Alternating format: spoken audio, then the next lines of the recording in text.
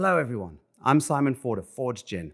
Martinis, gin and tonics, Negronis, great classic cocktails is what I'm about, but I also love to hear from great bartenders from around the world, which is why we've partnered with Beyond the Drink for this season. Cheers.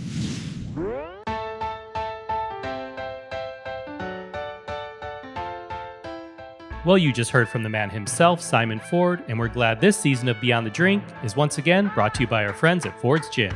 I'm Cappy, and in this series, we're going behind the bar. It's time to explore the journeys of the world's best bartenders, uncovering their passion, the latest gin trends, and of course, the social impact they make in their community.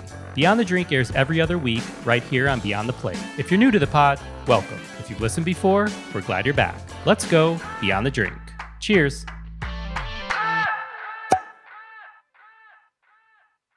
Today's guest is based in Edinburgh, Scotland, but has made a mark on the global cocktail industry. Not only was he the Altos Bartenders Bartender of the Year on the World's 50 Best Bars list in 2024, he was also number one on the Bar World 100 Most Influential list for 2025. Here's the thing, his accolades don't stop there. Trust me, it's a pretty insane list. More on him in the episode notes, or you could follow him on Instagram at The Cocktail Panda. Please enjoy this episode as we go beyond the drink with Iain McPherson. Hey, Iain. Hi, Cappy. Thanks for having me. It's great to have you, man. Iain, tell me about Scottish hospitality. How is this different than American hospitality? You know what, actually, I think Scottish hospitality, the similarities are like with Southern hospitality and in the US, where, we're genuinely wanting to know how your day's been, if there's any way we can help you above more than just the generic service and the drinks. Like, we have that real care for our guests, and also just want to make them laugh, and that's the experience. Because, I think the difference is sometimes, actually, when we see someone lost on the street, we'll literally go like, where are you going? But like, for example, if I try doing that in New York, people think, they're like, why are you trying to talk to me? So, but actually we have like the thing. So sometimes you have like the American tourists who are literally like, why are you trying to talk to me? But like, I can see you're lost. Where do you want to go? And that to me is like Scottish hospitality. That's really cool. What a great way to explain that. So succinct. Okay, Iain, what do you love about being behind the bar or creating cocktails? Many things about that. Like, I think, just making people smile, letting people enjoy things for the first time that they may have not had, flavor combinations. We're very much a technique-driven bar. So like just trying to explain the techniques we've done to create the flavors. And yeah, that's good. But for me, it's that sense of happiness when they come back the next day.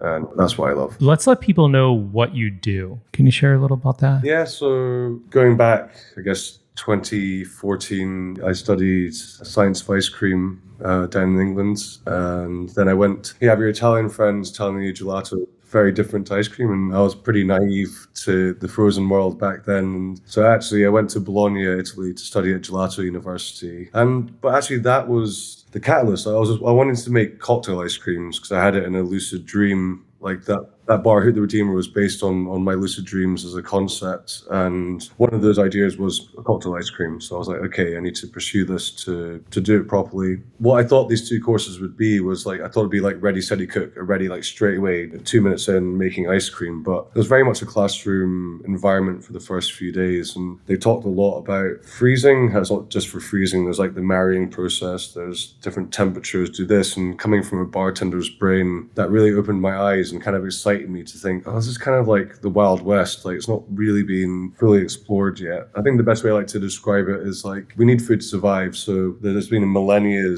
of a head start to create techniques for food. But, the bartending world, the first book, Jerry Thomas's Cocktail Companion was, it's only like 180 years ago. So cocktail community is very, very quite young if you look at it in that perspective. So I realized that freezing lends itself a lot better to liquids, and then that became my passion, really. That's wild. How long was that program? You can do different courses, actually. So the science of ice cream was 2 weeks, and I studied for a month in the Gelato University, which was awesome. Like, Bologna was great, and I learned so much from those two courses, and I wouldn't be where I am now without that. Where are you? Right now I'm in Toronto, supporting the UK finalists for the world-class competition here. I think end of this year, I'll be away from home 10 months. It's been great, but it's been a lot at the same time. Okay, so you study the science of ice cream, you go to Gelato University, you realize there's more here to liquids and cocktails, and where's that jump come in? I think, for example, there's a great thing that us bartenders do. We look at the best chefs, the best restaurants, and we try and adapt the techniques, which is something we should continue to do so. I think sous vide is a prime example of that. But,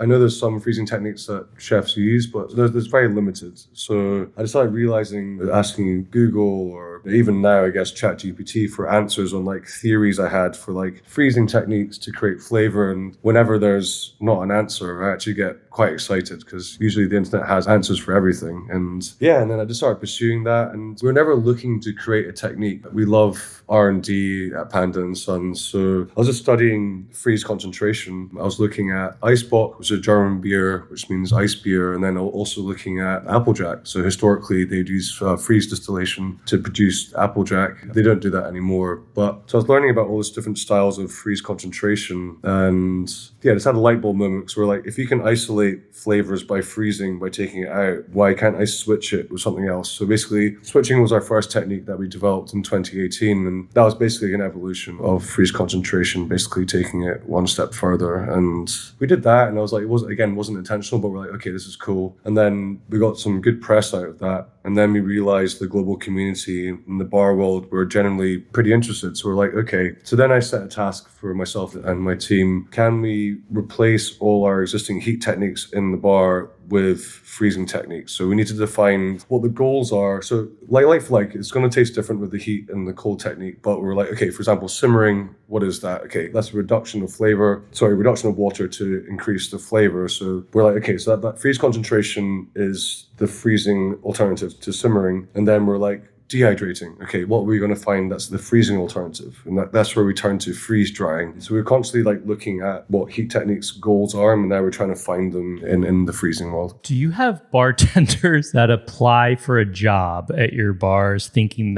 I take it if they're applying to a job at your bar, they know what they're getting themselves into, first of all. But do they ever think they're just going to learn how to be a great bartender and then they have conversations like this and they're like, what the fuck am I getting myself into? Or are they all like pretty like game to like do it? They're definitely game, and I think that's one thing I love is that the team are fully behind this thing, and we love training them up on all these techniques, and we push them to try and evolve them as well. Because actually, so like we've got our creative space where like I guess lab, some people might consider it, but we call it the Brain Melting Society. But actually, we've designed it to be a very much we've got a sharing table in the middle because we want to educate as many bartenders on what we know. Because there's a philosophy called Shuhari where you learn everything and then you can detach, which is kind of our philosophy. Everyone's brains works differently, so even though we've created techniques, it doesn't mean we know everything about it, right? So even one German bartender I was training a couple of years ago just asking me questions I'd never thought of before. So I got really excited because I was like, this guy's brain is coming from a different angle. So we invited him over to Edinburgh to go through everything we've done so far. And now he's taking freezing techniques in a completely different direction. So that's pretty cool. That word you used, is that Japanese? Japanese, yeah, Shuhari, yeah. So it basically like, it's the same as us. So like you learn, so like we learned the theory, then we practice it practical. And then once you have the full understanding of something, then you can take it a different direction. And basically, I guess in a summarize, it's kind of like walk before you can run, basically, is the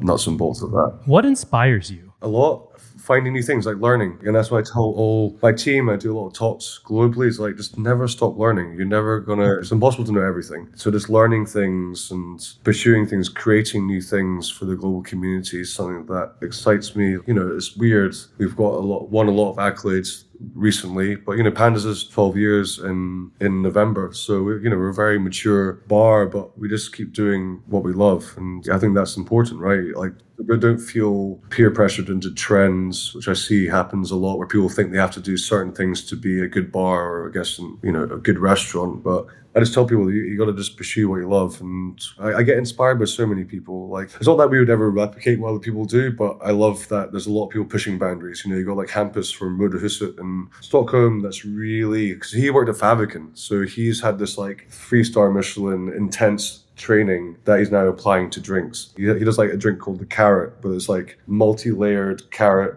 from one ingredient. I love him. I love what he does. You've got the guys from Line in Athens, Vasilis and Nikos, and they've now partnered with a winemaker to really take fermentation to the next level. So I love all these people. I'm looking at what they're doing, and we're all pushing the boundaries of what we can achieve of cocktails. So yeah, I went a long way around, but yeah, like I get inspired by other people I look up to, but also just learning is just my main inspiration. I can imagine the amount of questions that Magnus Nilsson asked him when he was creating cocktails. Oh no, and I asked campus, like Magnus was very hard on them as well. Like, and maybe that's the old school way of learning. I had a very hard, managers for me as well. But it's got the best out of campus for sure. Is there a cocktail or two you're like really psyched about these days? For me, you know what? Actually, I'm very technique driven, but actually, whenever I do my talks, I always talk about the Sasha Petrasky family tree. So he was very much on classics, round building, speed of service, but still great drinks. Not necessarily technique driven. So I'm always envious of attaboy guys like Sam Ross creating things like the penicillin. You've got Kevin Armstrong from St. Whiskers, another alumni of Sasha Petrasky's, Michael Brendan Jewson. So I'm always obsessed. Weirdly, even though I like techniques, I'm always obsessed with what makes a modern classic. So I think the penicillin's a great example. Like the Sam Ross nailed that, and then he did a frozen version called the penicillin, and I'm like, this guy, what can he not do? These kind of things. So yeah, I go like classics. It depends. I actually really like a brown derby, but whenever I tell a bartender that, they get really disappointed in me. Apparently it's a bad drink, but I actually do like it. What's exciting to you these days in the world of gin or maybe just bartending in general? I'm really excited about the agave spirits movement. Since we got out of lockdown, there's been a big shift. Like for about 10 years prior to that, gin was just kept on growing. I think there's 1,000+ brands in the UK. And you keep thinking like, can't keep going. And then everyone started saying, oh, rum's the next big thing, which it never has been. But then tequila and mezcal and raicilla, everything so tall just exploded. I think that lent itself to that. So I'm excited for that because there's so many different categories within the agave spectrum and different brands. So even my good friend Megs, she's got a salon de agave in Mexico City. So whenever I'm there, I always sit in her class because she'll just teach me so much about it. And I guess it kind of ties into that learning thing where every time I go to her class, I realize how little I know about the agave category. And the agave category is definitely one that excites me, and I hope it continues to grow. When did you realize you had made it as a bartender? I find it weird because even though we're being very open, transparent with our R&D and all our findings, everyone keeps saying oh, why don't you patent that? Why don't you do that? I'm like, that's not my goal. I want to help push our industry further and hopefully encourage others to do the same. The weird thing is we do a lot of techniques for the global bartending world, very transparent with our findings, but I still find it so surreal when people are like, I'm using your technique in my bar, or my friends in Romania and they're taking a picture look, they're using your technique in this menu. And I guess that was probably dating back to 2020. That's really when we started getting a lot of traction. And yeah, I guess that's when you're realizing hell, we've done good here. We're actually inspiring other bartenders. So yeah, I think now seeing the global world really adopting our techniques is really when it kind of sunk in that, I guess as you said, kind of made it, I guess. And where do you go from here? You never can stop learning. So, even though I'm a freezing guy, I always say we're on the tip of the iceberg, pun intended. But there's so much more we can learn, and keep traveling, keep inspiring people, keep pushing myself. My team keep pushing me, vice versa. So yeah, I think there's just so much we can do. We actually recently got the anti-griddles that Alinea produced years ago. They bombed as a success in terms of finances, but they're really cool pieces of kit. So we're going to pursue what we can do with that. So not everything we've created, but we're trying to find more use cases for things that exist as well. So we're really interested in that because we think you can kind of do a reverse grilling, basically. Well, they call it anti-griddles. So really seeing what the flavor change is going to be if we do a pear paste, for example, on it for 10 minutes. We know it's going to make a flavor change. We don't know if it's going to be substantial enough or is it going to be sustainable enough to keep on a bar program. So yeah, that's, as I said, there's just endless amounts of theories we've written down that we want to do. So yeah, I'm excited for the future. That's cool. Iain, our Beyond the Plate and Beyond the Drink listeners know we celebrate giving back, with all of our guests, chefs, bartenders, restaurateurs. It's what inspires us, and the community as a whole is incredibly generous when it comes to giving back. And I would love for you to just shed some light on whether it's a cause or an organization that you have worked with in the past past or do work with, just to share a little something about that. Yeah, so actually we hosted our first Panda Highland Games this year, which was inviting about nearly 12 international bartenders to come. And also, like, for us, the main focus was teach about Scottish culture and what means a lot to me. But also with that, so the Scottish wildcat is the rarest wildcat in the world. I think there's only about 100 left in the wild. So we created a blend called United Clans, because I know clan has a different meaning in the US, but we're the OGs of the clans. McPherson is my clan, for example. And we used a single malt from each of the sponsors to create a blended malt, but we then give a certain amount of profits to the Scottish Wildcat Haven. So it's like the only charity that's really promoting Scottish wildcats in the wild. So we did that, and then we also donated a large part of money, and we're going to continue that every year because it actually means a lot to me as well, because actually our clan motto, McPherson, our clan logo is the Scottish Wildcat as well. So we're doing that, and I guess on another level, we work really a lot with these foragers called Buck and Birch, so Rupert and Tom. They've got amazing products. They had a fire recently in their facility, so they lost everything. So what we've been doing now is trying to galvanize with them and go like, what else can we do with you? What can you forage? What can we buy from you to keep you ticking over until, you get your insurance or you get a new facility? So we've been working really hard with them to try and support them as much as we can as well. That's amazing. That is something the industry always jumps in when people are in need, and good for you all. That's great. Thanks for sharing those things. I appreciate that. It's really interesting. Alrighty, and last thing here, we have an audio newsletter called Herd, where I share a few things on my plate at the moment, a restaurant or a product or ingredient or a recipe. And I would love for you to share one thing on your plate that I can possibly feature in a forthcoming Herd episode. Yeah, actually, when I was in New York last week, True Laurel, which is a bar in San Francisco, Nick, an amazing bar I've not been to, but I tried a lot of his drinks. But it's not a new concept by any means, but he actually brought the chef over with him, and they did a cocktail and food pairing. And to be honest, a lot of times I've had these in the past, I've been very underwhelmed. I don't think the drinks and the food really match, but I learned a lot from that because he was talking about seasonality, fermentations, and I was really blown away by that because the food and the drinks matched so well. And he had a dish which was like, because the tomatoes are in season where they are, so it was like they had like a multi-layered tomato dish. It was like, it looked so simple, but the flavors were just crazy. And that was the first time I've experienced a cocktail food pairing where I was like, that's incredible. And also using a new kitchen, using the bar they're not used to, which was even more impressive. And then here in Toronto, I tried going yesterday, but there was a 200-meter queue, but it's the Pizzeria Badiali. I think Dave Portnoy gave it like a 9.5 out of 10. Wow. Yeah, so like I went yesterday, it's Sunday, so I was like, it's like an hour wait, but I'm going to try and go tonight to experience it. Love it. Those are good things. Awesome. You know what, actually, we've got a small pub we bought in 2019, but we never opened it. It was just cheaper to keep closed, glorified storage unit. So Jimmy, who was the executive chef for Timber Yards, got them their first star, opened up Montrose for them. He worked with them for a good few years. He's now left, and he approached me. He was like, what's happening with this pub? I was like, well, we're not really sure. He's like, well, I'm kind of interested. So he's gone in with Kyle and Mikey, who are business partners at Nauticus, and they're going to open basically an elevated gastropub called Dog Star. But they were right. They're like, name me a pub food in Edinburgh or Scotland that's excellent. And I'm like, there's not. There's a lot of good ones, but there's not one that stands out going, this is the best. And that's what they want to achieve. They're like, literally, their goal is like, we want to be the best pub in the UK. And I'm like, that's awesome. Hell yeah.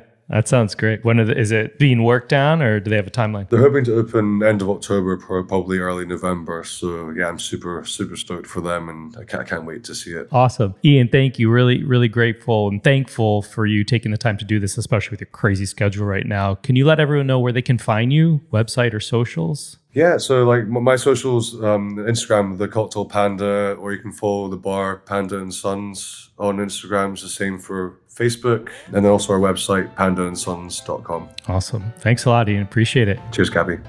Find all social media links for myself, Beyond the Plate, and Beyond the Drink guests in the episode notes and on beyondtheplatepodcast.com. As always, big thanks to the whole Beyond the Plate team.